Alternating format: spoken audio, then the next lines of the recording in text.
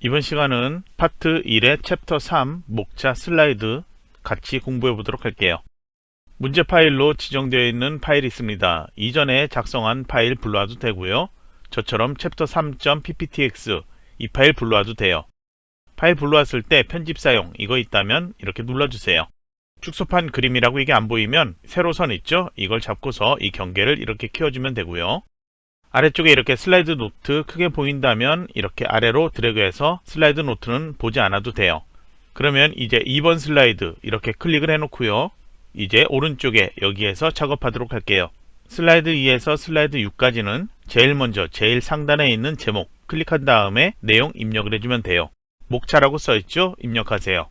슬라이드 2에서는 아래 상자 사용하지 않습니다. 그래서 테두리 이렇게 클릭한 다음에 딜리트 키로 지워주세요.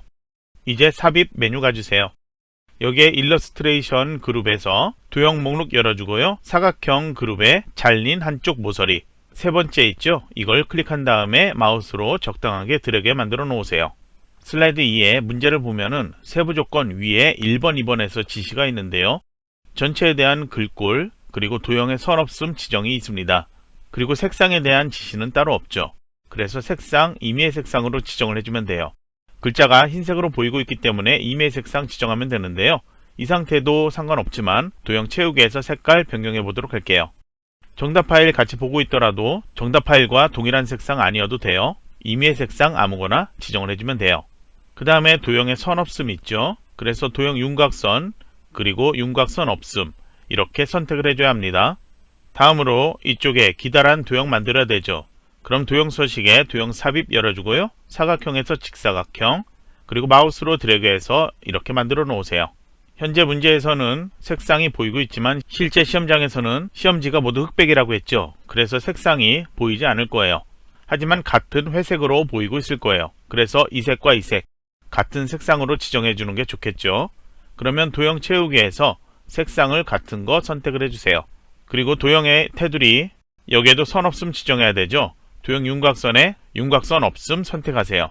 그리고 시험장에서는 반복적인 건 한 번에 하는 게 좋겠죠. 그래서 같은 색 선택한다면 이것을 컨트롤 키 이용해서 두 개 같이 선택하거나 마우스 드래그해서 선택 또는 쉬프트 누르고 이렇게 선택 이렇게 해주면 됩니다. 한꺼번에 도형 색깔 같이 한다면 도형 채우기 한꺼번에 하고요. 도형 윤곽선도 한꺼번에 한다면 두 개를 한꺼번에 윤곽선 없음 이렇게 같이 선택해 주는 게 좋겠죠. 그리고 이 도형과 이 도형 서로 겹치지 않게 저는 만들었는데요. 이렇게 하지 않고 오른쪽으로 더해서 이 뒤쪽으로 이렇게 오게 해도 돼요. 이런 경우에는 이 도형이 앞쪽에 나타나도록 맨 앞으로 가져오기라거나 이 도형이 맨 뒤로 보내기 이걸 해줘야 되겠죠.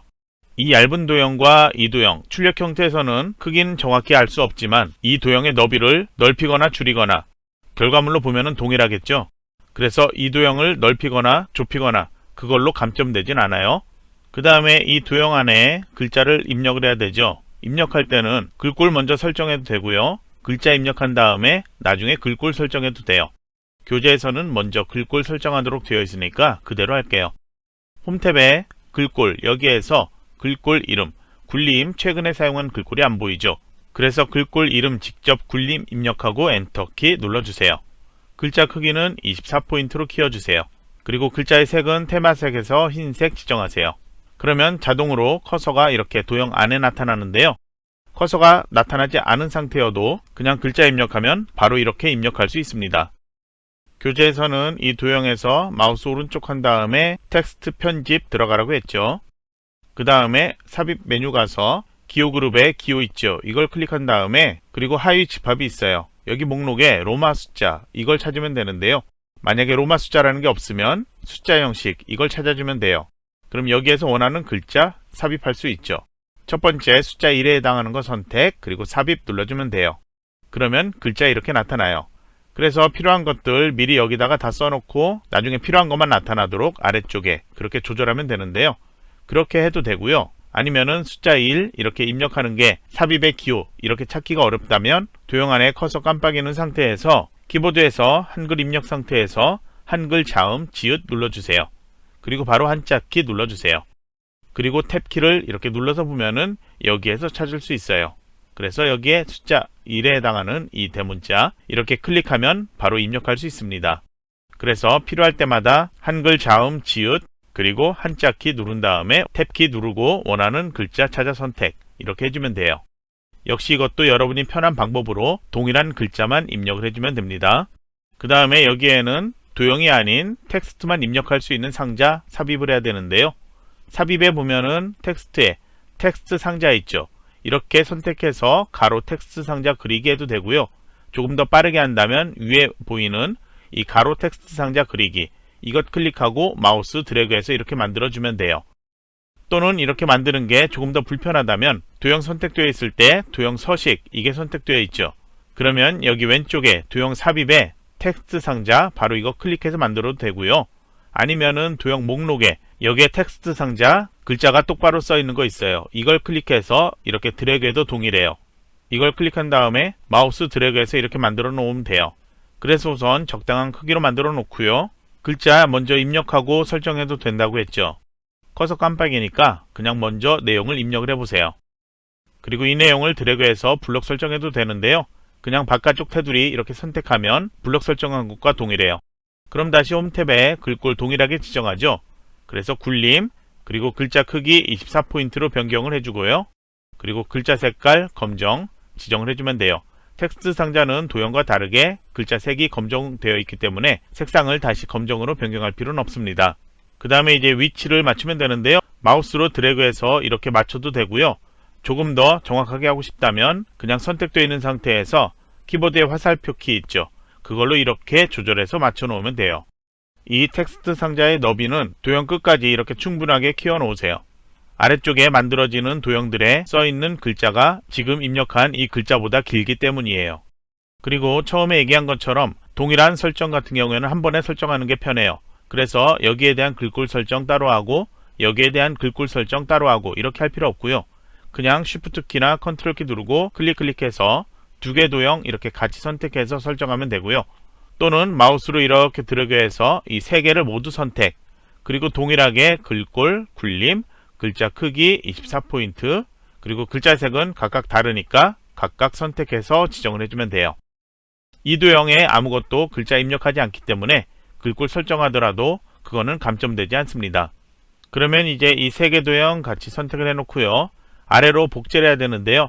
수직으로 이렇게 내려오면서 복제가 돼야 되겠죠. 그래서 수평 수직 이걸 하기 위해서는 Shift 키를 눌러주고요. 그리고 복제를 하기 위해서는 Ctrl 키를 눌러줘야 돼요.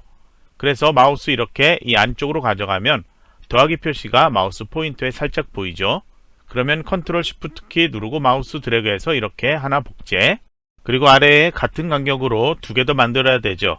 계속 Ctrl과 Shift 키 누른 상태로 마우스로 드래그해서 아래로 복제하는데요. 화살표로 위아래 간격 동일한지 확인할 수 있습니다. 이렇게 마우스 놓고 다시 한번 Ctrl Shift 키 누른 상태로 마우스 드래그해서 이렇게 복제를 해 놓으세요. 그럼 이제 글자들 이렇게 클릭해서 내용들 수정하면 되겠죠. 여기 2, 3, 4에 해당하는 글자도 입력을 해주세요. 이제 모두 수정했다면 다시 세부 조건을 보면은 동그라미 1번 해서 텍스트에 하이퍼링크 적용되어 있습니다. 출력 형태를 보면은 혼합 현실 이해와 기술 사례 여기에 1번 표시가 되어 있죠. 그래서 이 글자를 마우스로 드래그를 해주세요. 이렇게 바깥쪽 테두리 선택하지 않고요. 이 글자만 마우스 드래그해서 선택해주면 돼요. 그리고 마우스 오른쪽 버튼 누르면 메뉴가 하이퍼링크 있죠. 이걸 클릭하세요. 그리고 현재 문서 선택 그리고 지정되어 있는 슬라이드 6 있죠. 클릭해서 선택 그리고 확인을 눌러주세요. 그리고 처음 사용해서 이렇게 나타나면 이건 그냥 확인 눌러주세요. 그러면 이제 다시 2번으로 그림 삽입해야 되는데요. 그림 삽입 메뉴에서 했죠. 그림 눌러주고요. 그리고 이 디바이스 메뉴 누르세요. 지정되어 있는 그림 같은 폴더에서 찾죠. 그림 5파일 이걸 더블 클릭해 주세요. 그러면 그림 서식의 오른쪽에 보면 자르기 있습니다. 그 위에 아이콘 있죠. 각각 메뉴가 분리되어 있는데요. 이 아이콘 누르면 바로 이렇게 나타나요. 그러면 테두리에 굵은 거 보이죠? 이걸 잡고서 필요한 그림만 나타나도록 하면 돼요. 이렇게 적당하게 드래그해서 이 그림만 나타나도록 하세요. 그리고 이제 그림의 바깥쪽 클릭하거나 키보드에서 ESC 키 있죠? 이걸 눌러주세요. 그러면 자르기 끝이 나요. 마우스로 드래그해서 이동시켜 놓으세요.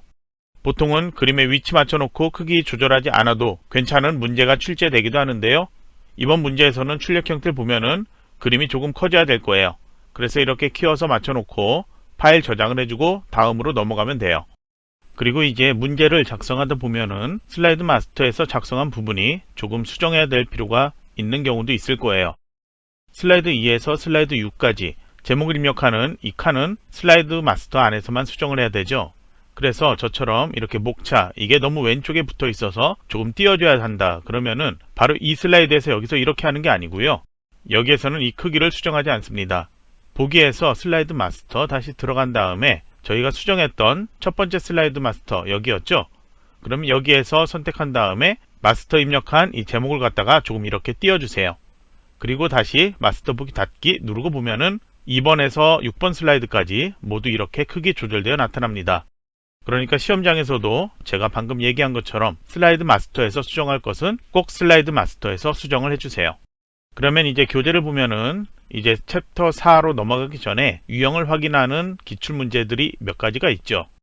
그 문제들은 따로 동영상 강의나 해설 따로 없고요. 정답 파일만 제공되거든요. 방금 전에 제가 설명했던 이 내용들만 보고서 직접 수정해보는 문제들이니까 시간을 내서 혼자서 작성하는 연습을 해보세요. 그러면 슬라이드 2 목차 슬라이드에 대해서는 여기서 마치도록 할게요.